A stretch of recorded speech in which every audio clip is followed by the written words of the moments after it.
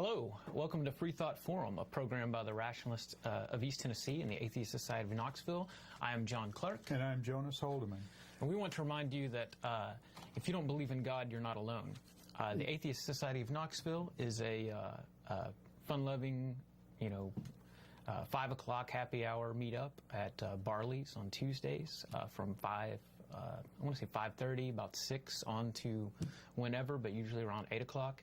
And could you tell us a little bit about the Rationalists of East Tennessee, Joan? The Rationalists of East Tennessee meet 4 times a month. The first and third Sundays we have either speakers or some topic of discussion or roundtables. The second Sunday of the month we have book club, and we have titles selected for each month, and where's the book club meet at? They meet at Barnes & Noble, yep. And around 4:30, I think. If you can't tell, we're operating on the fly today, so... You can always find out by going to the Rationalist website. Go to rationalist.org, yep. And you'll see on the homepage, you'll see a calendar, and you can click on it on the right. It's on like the left of the window, and you can just pretty much look at the days and it organizes it out. Today we're going to attempt to have, we've had some communications issues, and that's what we're working through right now, but attempt to have Shelley Segal, who is a musical artist within the Freethought movement, particularly the recent New Atheism.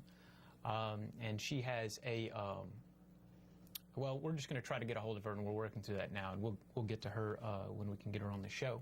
But first, we'll do some news. Recently, Fred Phelps of the Westboro Baptist Church, which has been responsible for an anti-gay God Hates Fags campaign where he protests funerals, and we've talked about this like plenty of times on the show because he always makes, and he's one of our soft targets because even our religious viewers kind of get nauseated at the thought of what this guy does when he's protesting soldiers' funerals. And the idea is that God hates fags, America, and sorry, I should articulate God hates homosexuals because I'm not speaking from his perspective, but God hates them, and so therefore God is punishing our country and punishing our soldiers, and just imagine this God that even the innocent people, right? Yes, I mean, but that's traditional, and even the Christians that are in the military, and they did protest plenty of Christians' funerals too, from what I understand. But anyhow, he has died. And right before his death, he was excommunicated from his own church, and I have no idea why. But he died on March 19th in, was it Topeka, Kansas? Topeka. And anyhow, I learned about this through Nathan Phelps, who's on who's somebody I met at the 2012 rally in D.C. And Nathan Phelps is Fred Phelps' son, who had managed to escape, I think, at about 18 or 19 from the home and the cult. And just his story of getting through that is pretty remarkable. Trying to remember some details of it. He went from this anger at his father, just get away, and left his home. So teen angst, right? I mean, we've all kind of been there. Of course, this was a very abusive family. And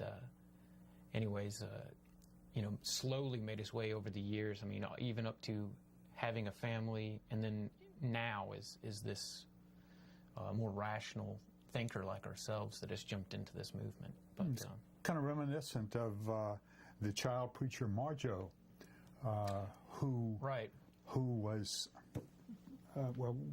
we've seen some videos of his performances. As a young child, he kind of copies what the adults are saying. Didn't he do like televangelism or something? Well, I can't remember.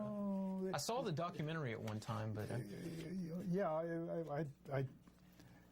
I think basically they were kind of camp evangelists, tent evangelists, but Marjo, I think when he was around the same age that you mentioned for Nathan, essentially got disenchanted with the what his parents were doing, and then later on he left, and then later on he helped to expose some of the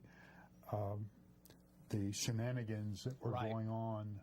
Now I'm remembering. We have someone in the group who doesn't use her real name, who knows him actually. Yeah. So now I remember. I won't tell you any of the stories that she's told me, current like on TV. But anyways, it's just amazing. He escaped all that. But so it turns out his father, Fred Phelps, though he passed away, and so it looks like I'm about to get a phone call in a minute, and Shelley Segal will be on.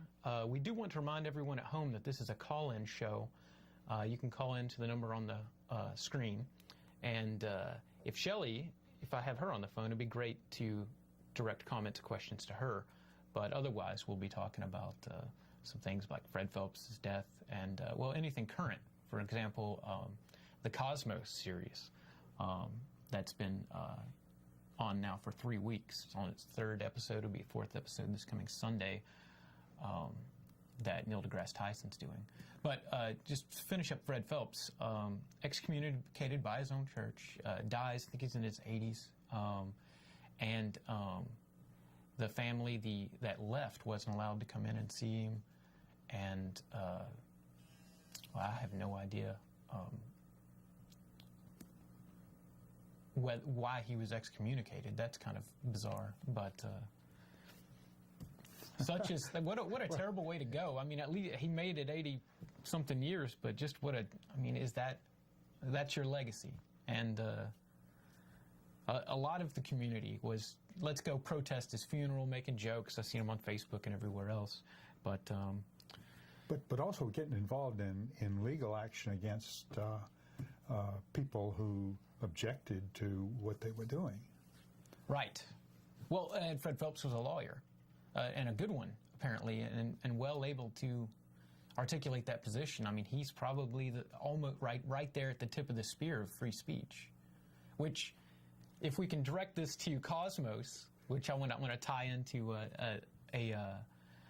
this theme of the new Cosmos series, many of our fundamentalist counterparts are upset that their Christian views aren't being expressed on this science show, and they think that this is part of an attack, a secular assault on religious liberties, up to and including even this recent Arizona bill that was attempted to push through, where what was it? It was another marriage bill, but no homosexuals. We're not going to honor that they can get married and all this, and so.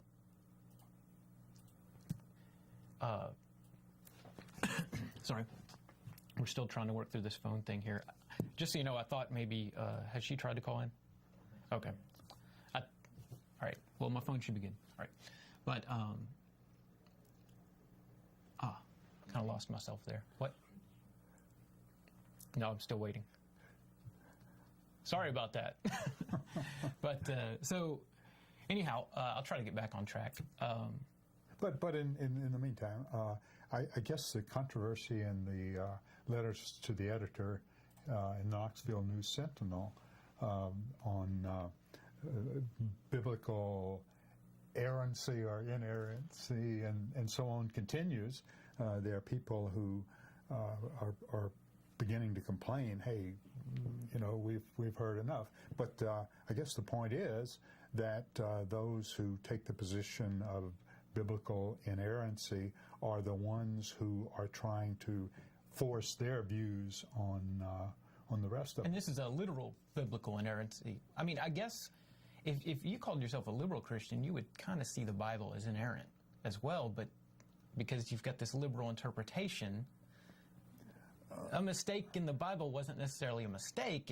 It's messed up by man somehow, or people. We've messed up the translation, or yeah.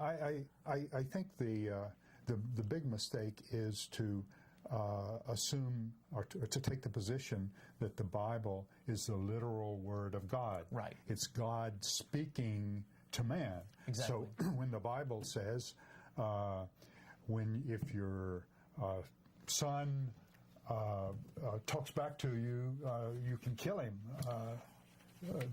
This kind of thing. Right, and then of course even our most fundamental Christians here typically don't do those things, but they do take it literal regarding homosexuality.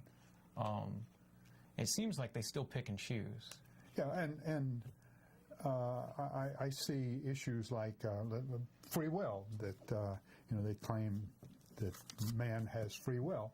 Okay, so and there's also the business about the New Testament is free of a lot of the very violent actions of God, but if you start looking at the New Testament, the writings of Paul, for instance, the Gospels of Corinth, right. letters to the Corinthians, and so on.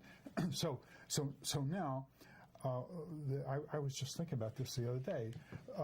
Now, is that Paul speaking, or is that God speaking? Is God speaking through Paul? Does that mean that Paul doesn't have free will? I kind of want to have Joe here to ask him these questions, because this is where I'm kind of lost. But at least we know that Jesus, this historical figure, don't know whether he exists or not, came in and totally, in the way I look at the Bible, totally changed the way that a lot of things worked. And I think a lot of liberal Christians would think the same. Well, there are those who take the message without the God-like character. So, trying to reach Shelley now. Sorry. Yeah. And I missed the call. It was ringing. And I understand that she's in Australia. Yeah, so we've reached her, I believe, early morning. Early morning. So we have about a 12-hour time difference. There we are. This is Freethought Forum. This is John. Can you hear me? Hello. Hello, Shelley. Is this Shelley? Oh, now I can hear you. Hi. Hi. And can we hear Shelley? All right, great. Thanks for calling. Sorry about the technical hurdles and some of the confusion. No worries. Hi, Sam. How you going? Okay. Well, this is John, and John. yeah, Hi. Sam is operating our camera and our technical equipment. Jonas is here with me. I guess I'll start. I first heard about you, or knew about you, probably through YouTube. And then I saw you in 2012 at the Reason Rally. Yeah. Could you maybe tell us a little bit about what led up to arriving there, and what were the steps like? Did you plan it, or did it just kind of happen? An atheist album. I guess so. I didn't really plan it. I didn't plan to become an atheist. I was a believing Jew, and as I grew up as a teenager, and some of the people I met and the experiences I had questioned my worldview, I became an atheist, and then eventually I became a secularist and got involved in secular activism. And I'm a songwriter, so I write about my experiences and what I learn. I draw on that for inspiration. And so when I had this massive change of worldview, it was so significant, and it changed so much about my life that I couldn't help but start to write about it. And eventually I had a few songs kind of dealing with the topic, and I thought, how cool would it be to have a whole album that deals with, issues about secularism and atheism. So I was living in London at the time, and I had a production deal, so I was making music, and so I made an atheist album, which is, a whole album that deals with my thoughts and views on atheism. And then I guess I put a video clip out for the first single from the album, Saved, which documents an experience I had with a preacher. Now, Saved was also a song on the album, right? Yeah, Saved was the first single from the album. And that was about a preacher telling me that I need to be saved. And my response to that assertion. And, so the music and the album started to get a good traction in the US. And, I was invited to come and play. Yes, and I think, goodness that you were. It was a pretty nice experience for myself. I had just gotten out of the military, and I had some free time, and I got to go to a lot of those rallies. I went to the one in Houston before, but that's where I met Thunderfoot and Aaron Raw, and then by looking at those videos, YouTube had figured out to send me elsewhere, and I began Zoma Got It's Chris, and I think something of yours popped up at some point, and then I didn't probably see or hear it again until I saw you at the rally, which, by the way, was nice. But I also went to Fort Bragg the following week and saw you there, and you probably don't remember me, but you signed that album for me at the hotel afterwards. So, anyways, I thought that was really cool, and that's where I was stationed when I was in the military. Yeah, so I was there the 2 years previous where we couldn't get that sort of thing happening. And I get to come back as a vet, and so now I'm also not under the powers that were under me before, but they were there on the in that courtyard and or the marching field, and I got to walk up and just be myself rather than some underling, and I got to, hey, you butt heads prevented this from happening, and it's not what I said, but I went up there and told them, and it was really cool for that to happen. So I wasn't going to miss that at all, and plus that one was free. I think that one was just everything was taken care of, but that took a lot of work to get everyone there, and I'm glad that you were able to come and some of the others. So you had mentioned that save was your response to being told you need to be saved, and and could you explain a little bit? I know how I answer the question, but could you explain from your perspective? Is it saved from what, or is it is there something wrong with me, or how do you? Yeah. Sure. Well, for me, the response was, and I had the chance to put it in song, which is great. Oh, right, yeah. Well, just for the people watching, Of course. My response was to ask a question back. Here is somebody coming into my space and my world to tell me what I need and how I should live my life. And my response to that in this situation and in pretty much every situation is to ask questions back. I say, well, you're making a claim. How do you know what it is that you're saying is true? How do you know that there is a God? How do you know that I need to be saved? How do you know that you're right? Some of the questions I asked in the chorus, I say,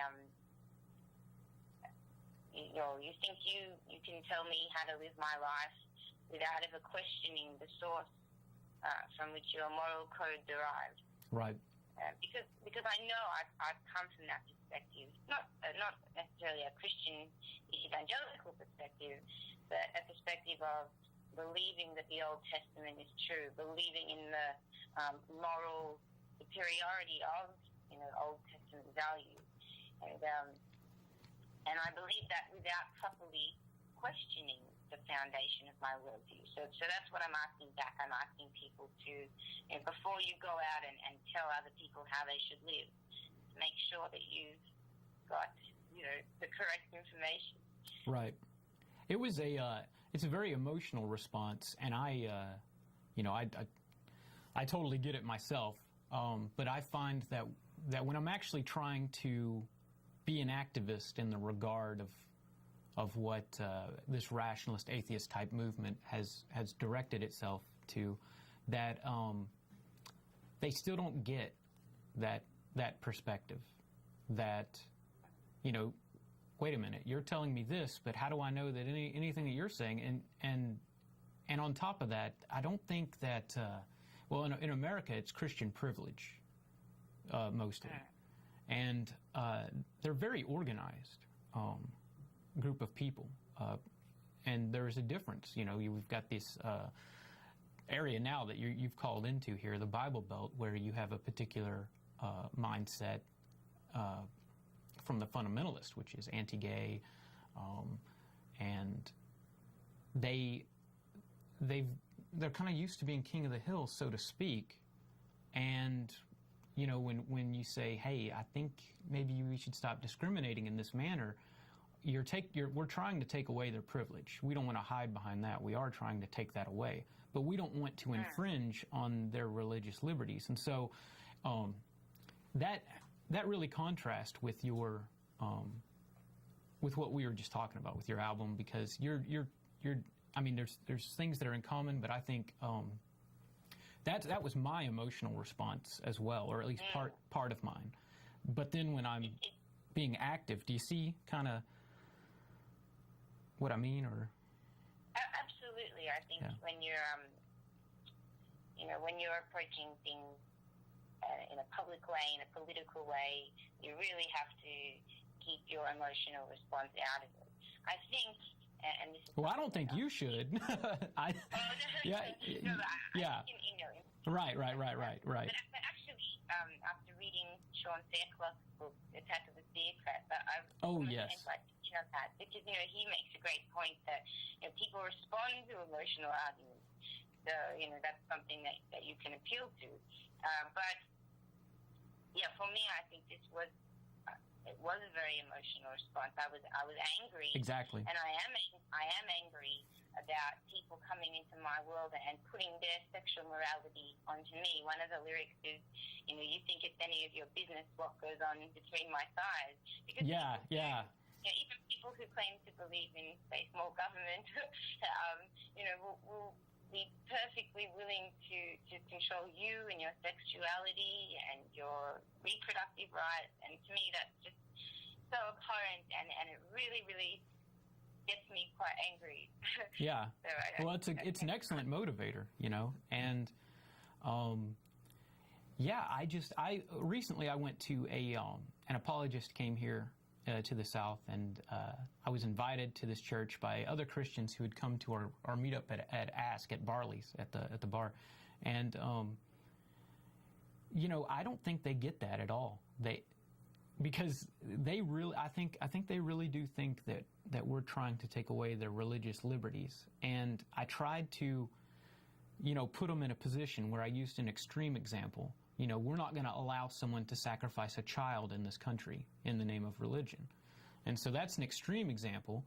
And then I'm telling them that by you saying that, two gay people can't get married, while not as extreme, it is the same thing. You're preventing other people from expressing their own rights. And you're doing it. Yeah. I was going to say, we want to take away that privilege that they have, but we don't want that privilege for ourselves.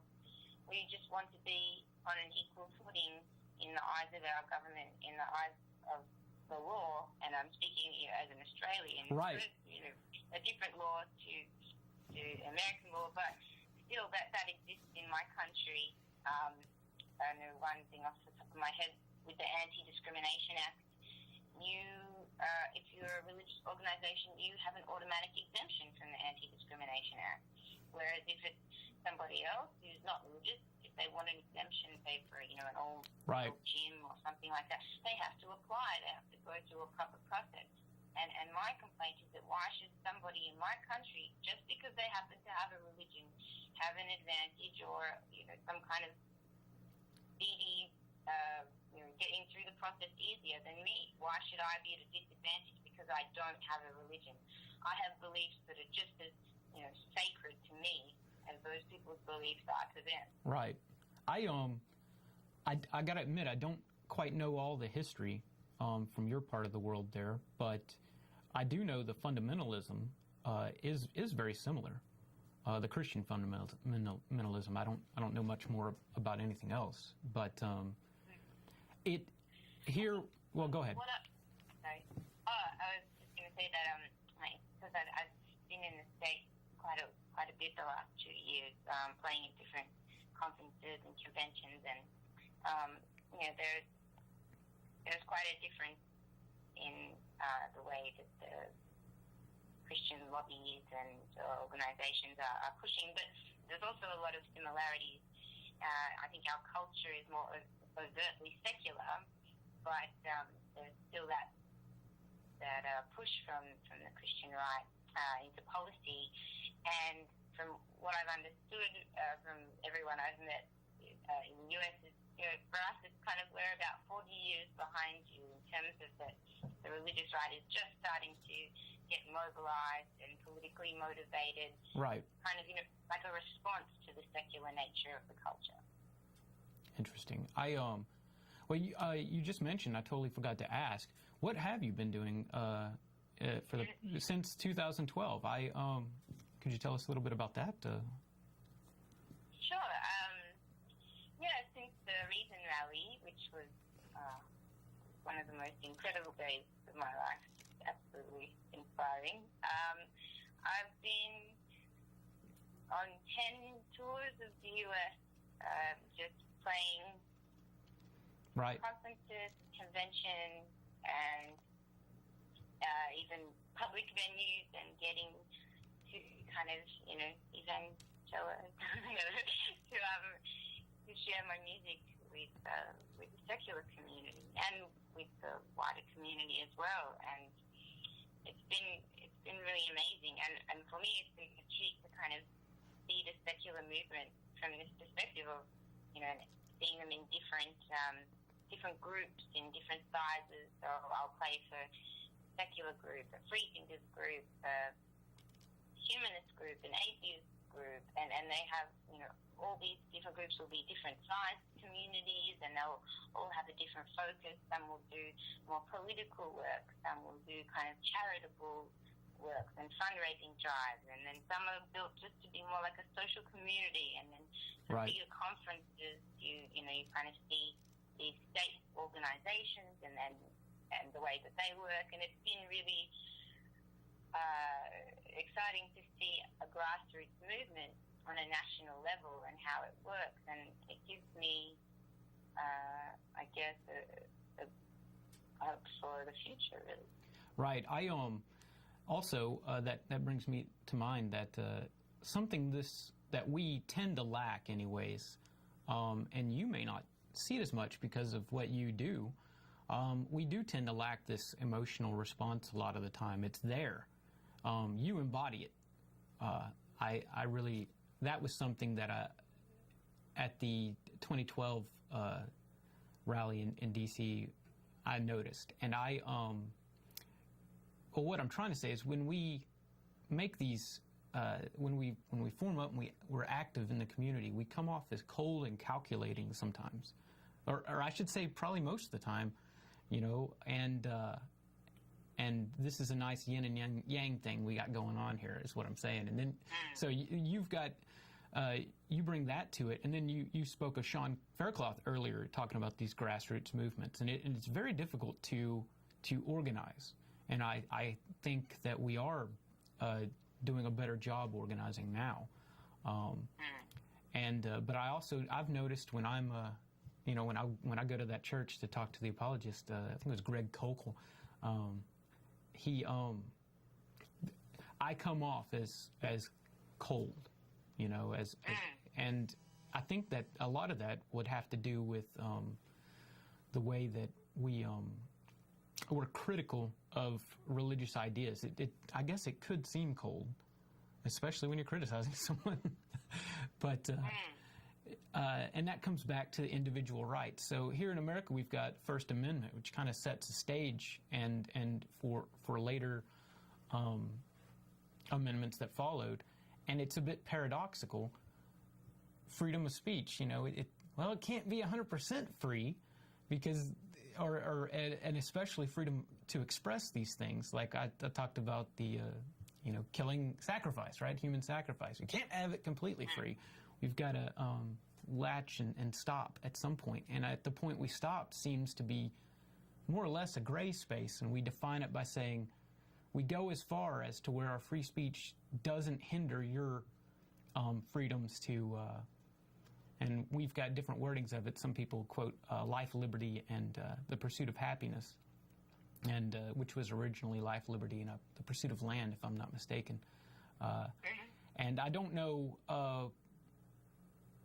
your law on your part of the country, but I do know that this idea has, since the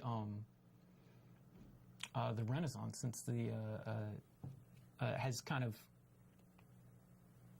since Freethought began to be a thing, has kind of waved over the modern world, at least, and we're still trying to figure that out, basically. And when I mention before some of the laws like anti-gay law and whatnot, we don't have laws that say necessarily that anyone can get married, and so therefore we've got a legal argument that's taking place, and that's where the fundamentalists are, the religious right, and in this country probably yours as well. They are the most organized, and they're able to. That's where the battlefield is, so to speak. It's in a legal arena, but as soon as I start talking about all this, like it seems the emotion kind of fades away, and I'm very analytical. And again, here I come with the cold and calculating, and you get these atheist stereotypes, and you are the, like I said, it's a great yin and yang thing we got going on here. And we need more of it. So I think those arguments, I remember, going to the dark side. At first, I was thinking, well, this is one argument, this is my argument, when I had a biblical perspective, and how can we say who's right? And it's just two people arguing who both really believe strongly what they're saying. And that's when I guess critical thinking and logic come into the equation, and the first time that I kind of began to understand that those were tools that could help you get to a better answer, I think probably a lot of people have been through that process, and those that haven't and just value critical thinking and logical reasoning anyway are going to take that approach to argument, because we know that when our emotions are in the argument, that we're less likely to be logical or to be reasonable. Right. In our approach. And it's so important to us, to me, especially like that. I mean, that's the one tool that I have to improve my thinking, to make sure that I don't make that same mistake again, even though I will over and over. It's a way to improve your cognitive processes. So, we want to remove that argument, but even just the arguments that you just made right then, those legal arguments, if we break it down to its core, I think it is an emotional response. I think the reason that marriage equality matters to us, even to those of us who it doesn't maybe won't impact directly in our everyday, well, I think it will impact everybody, but I want marriage equality to exist even though I have a heterosexual partner, because I have a strong emotional response to inequality, and right. to seeing other people that I love and care about be discriminated against. To me, that's an emotional argument, but it's just the way that we present it is that calculated, logical approach, because that's how we think we're going to do the best job of making that argument. Right. Shelley, would you mind staying with us for a little bit? We're going to do our mid-program break, and that'll give us a moment to relax our minds, while the viewers at home can spend a minute watching our little promo for the Atheist Society of Knoxville and the Rationalists of East Tennessee. Sure. Area and are questioning your religious beliefs or simply believe in one less God than everyone else? Well, you're not alone. The Atheist Society of Knoxville is a fun and friendly group of people just like you that meets twice a week at a bar or restaurant. We meet every Tuesday night following the show at Barley's Tap Room and Pizzeria for happy hour. You'll find our group either inside or on the patio. Look for Richard Dawkins' silver-jacketed book, The God Delusion, standing upright on the table. On Fridays, we meet at Agave Azul or the Beard and Beer Market.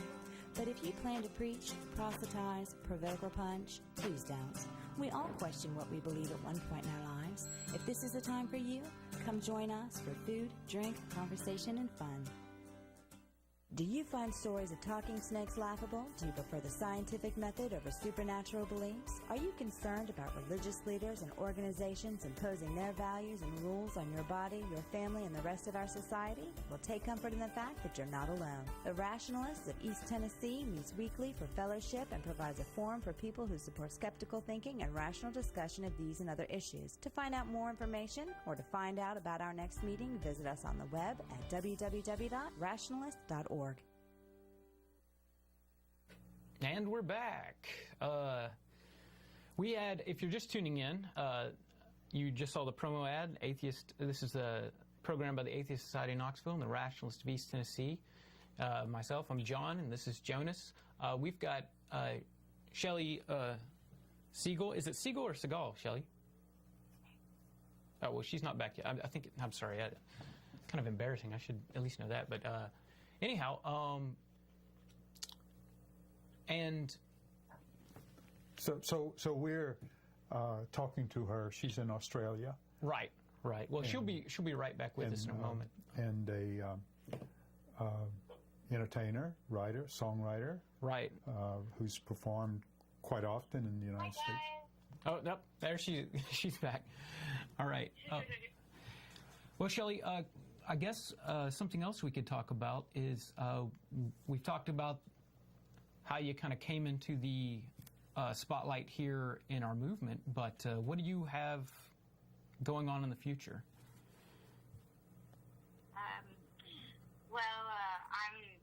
As I was saying, I've been, in the last 2 years, mostly in the U.S., and the last few months I've been in Australia, which has been a nice change to be in the same place for a while. And I've been back in the studio. I've got a new album that's going to be coming out in May. And then Excellent. I'm also already working on the projects after that. So just busy getting in as much recording as I can while I'm not on tour. And also I'll be going to the UK in October. I'm going to be performing at a secularism conference in the UK, which is going to be dealing with Sharia law issues and secularism in the UK, and so I'm really looking forward to that and kind of getting to learn a bit more about what secularism looks like, in Europe. Right. I mean, I'm to understand, Islam is a growing culture there. I'm familiar with Ayaan Hirsi Ali, and when she escaped and got asylum in Holland, I'm familiar that her world was just because she had this extreme fundamentalist Islamic background, and that area is a nice place to get asylum if you're in trouble from Somalia. And she came there. This was the 90s. The movie Black Hawk Down came out about that time period, and so she was escaping during that. And that's something that we don't see a lot in the States. I'm sure we do in certain areas because we certainly have mosque here and whatnot, but it's certainly not the same amount. And we know, was it Salman Rushdie? Yeah. What was the Satanic Verses, right? And that, I can't remember exactly where that happened. Do you? know right off the top of your head, Jonas? Or I don't know. He was living in the West, and as a result of his publications, he had sanctions placed on him, bounty placed on his head. Yeah, I like fatwas or something like. I can't remember exactly. Anyways, sorry, I didn't mean to switch it in that direction, but I understand it's very different. It's very different, and I think there are a lot of similarities or there are a lot of parallels in, like, say, the way that people are politically motivated to create religious bias for their communities in the law. Right. And also parallels in that there are, spread out around the country, small religious communities where individual rights are oppressed, especially women's rights. And I think, that's a parallel with a lot of Christian communities that would be living in the US. And if for anyone that's interested, someone that I would really recommend to read is Mariam Namazi. That's M-A, you probably won't recognize those letters with my accent anyway, but M-A-R-Y-A-M,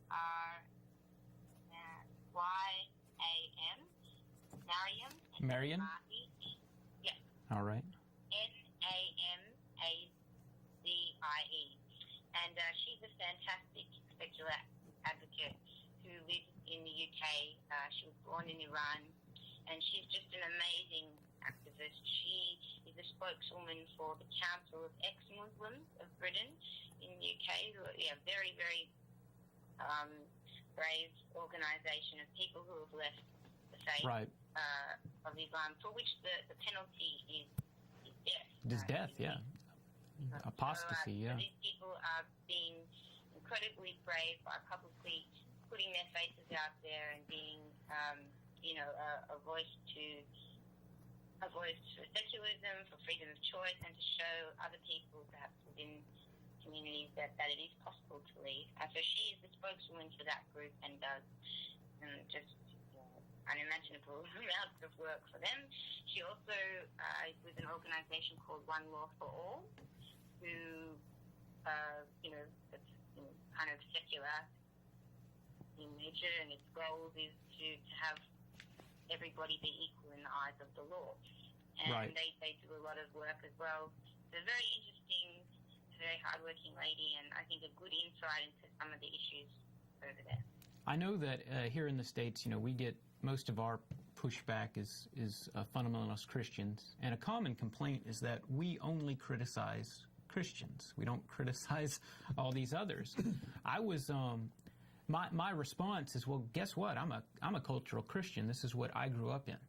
I had my grandfather was a minister. My uncle was a minister. I've got this huge trend in the Christian culture. But I was watching I believe it was a British show where Richard Dawkins was on it, but he was I wouldn't say he was a minor. He played a minor role, but there were many scientists, many liberal-minded people. I don't think any fundamentalist on the side he was at. But then on the other side of this show were people that represented various religions, and even there may have been a couple liberal-minded folks who would argue for the freedoms of these religions to celebrate their religion up to and including being able to have female circumcision and whatnot. And I remember Richard Dawkins had garnered the attention of this the person who came off as a moderate Muslim, and he said, "What is the punishment for apostasy in your faith?" And the guy on TV he says the Quran is clear. The punishment is death. Now, I don't think I could get a fundamentalist Christian to say that on TV in America. I think I could get them to do the context of the Old Testament, but I think it would be very difficult. Well, you would have to go back several centuries. You might be able to get them to say, I think quite easily, that somebody deserves, if they're a sinner deserves to go to hell. Oh, yeah. And deserves to be tortured. It's and excruciating physical pain for eternity. Right. Good point. It's a tacit way for them to say it. Yeah. When you really think about it, when they're saying, I want you to go to, I think you should go to hell, they're basically saying something worse than death. But I don't think they see it that way. I think it's a way to shift to kind of out of sight, out of mind, and you just say it because it's just a runaway metaphor from a rant by a bunch of Bedouin goat herders, anyhow, in my opinion. But for them, it's out of, I don't think they really take in what they're saying. But it shocked me as quite different when the Muslim was able to articulate that on television with confidence in a way that you don't, see or hear a lot, especially here in the States. And I know Europe had that problem, and Ayaan Hirsi Ali, who I was talking about earlier, when she went to Holland, she saw all this, and it was, over there, it's interesting, it's the liberals, the liberal-minded community that said, no, we can't, we can't discriminate. We gotta, and they didn't quite realize how far they'd gone until and we have that problem here to a degree as well, but they didn't realize that the problem had gotten so bad that now we have an entire community of people who've been sought refuge in our country, not in the U.S., sorry, but in Holland, that are getting away with things that are illegal. Ayaan Hirsi Ali worked as a emergency responder on the telephone, where she would translate for the Islamic community, and that's all she saw or heard, because she'd have to go to the scene of the crime or whatever, or the report, and it's a husband who'd beaten the dog crap out of his wife, which is perfectly acceptable in Somalia, but now they're in Holland, and that's not acceptable anymore. And so that was the liberals that allowed that to kind of go on. They didn't quite know it was going on, but it was this huge liberal attitude that allowed it to creep up on them. And it eventually, from what I understand, it's a strong force in politics now, and it's a big problem. But I don't think that happened in Australia or the U.S. as much. I think domestic violence is a big issue everywhere. Oh, right. And also there's,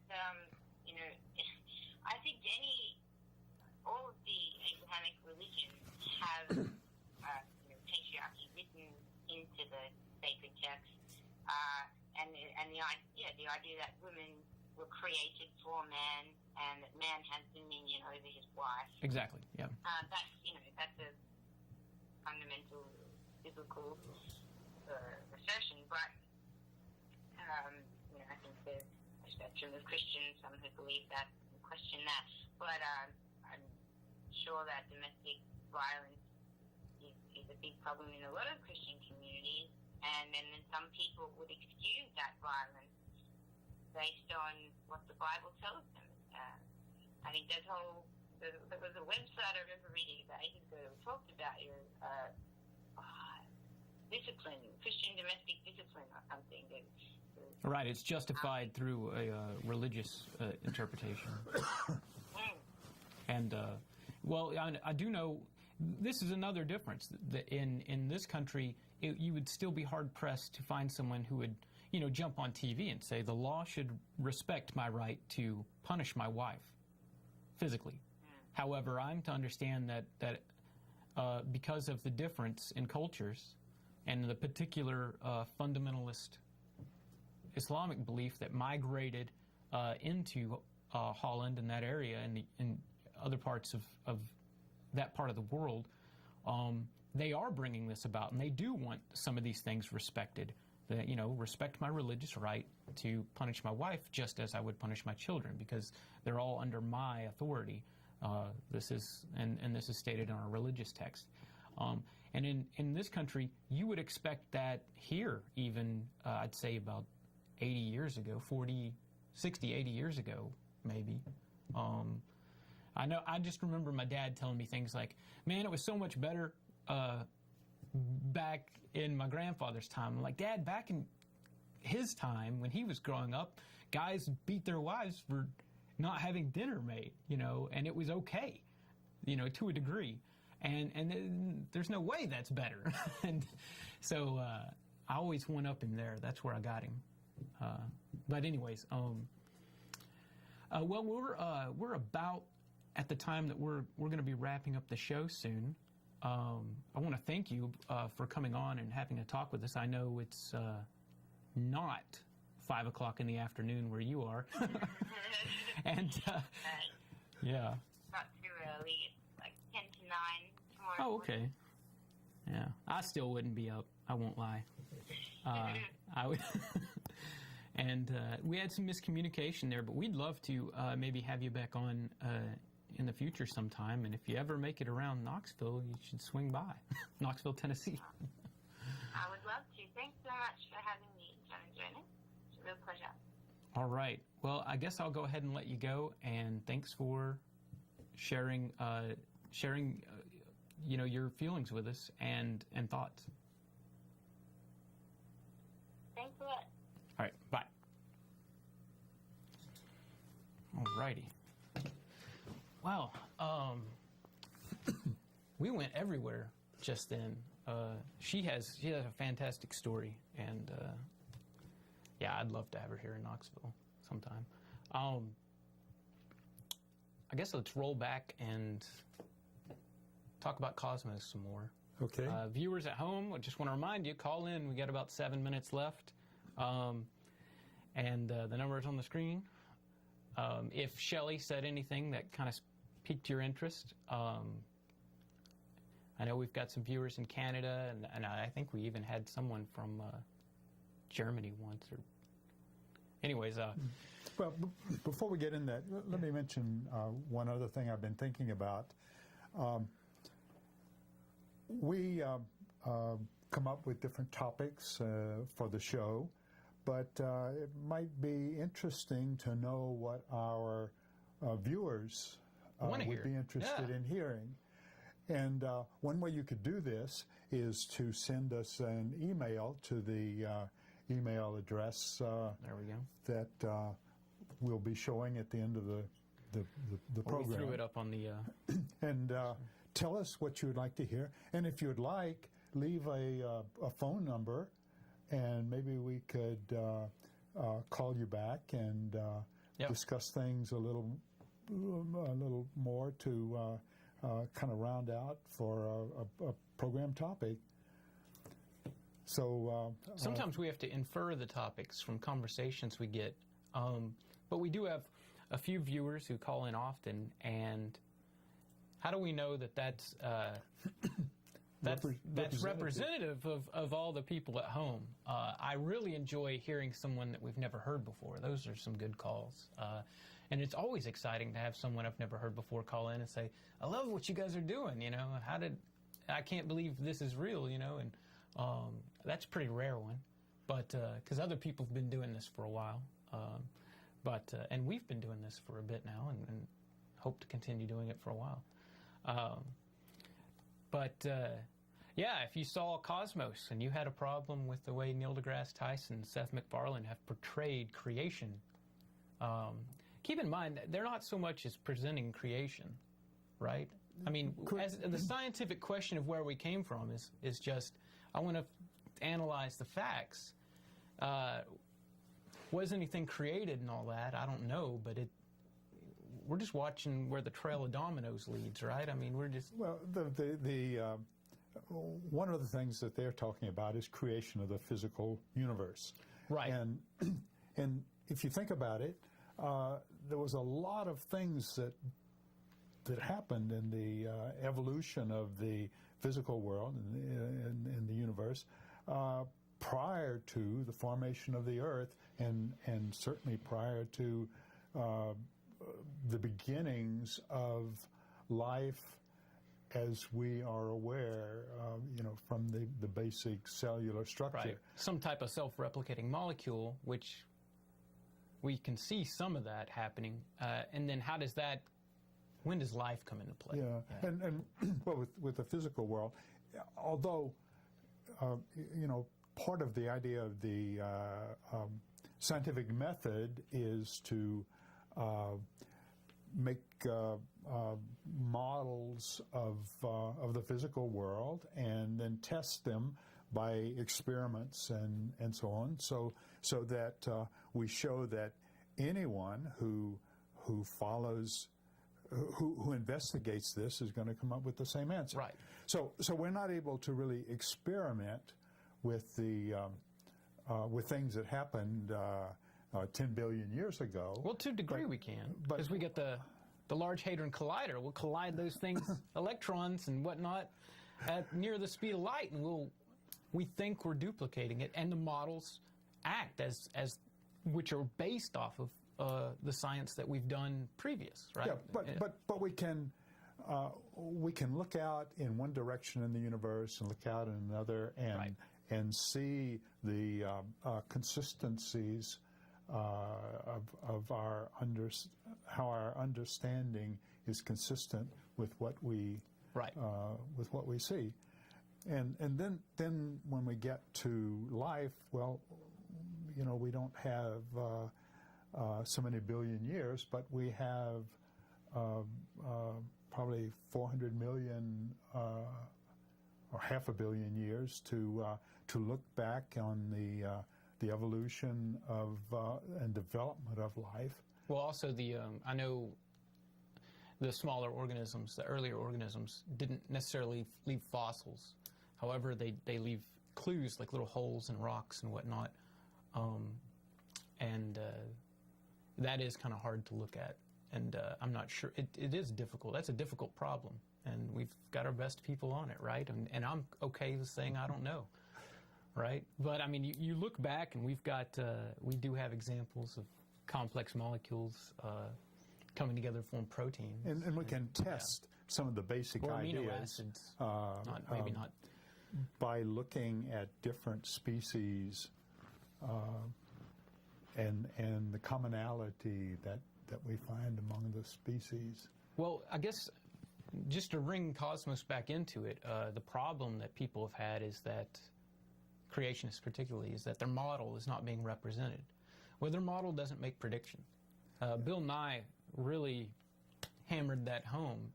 Your creationist model does not make predictions. It doesn't, if it does, it probably does make predictions, but none of them get verified. So what does the Bible say about the first 13 billion years? Yeah, and well, it doesn't, and everything it says is regarding that is wrong. Although I kind of want to get the caller to try to hook me in with the God created the universe. Bang, there it was. Big bang.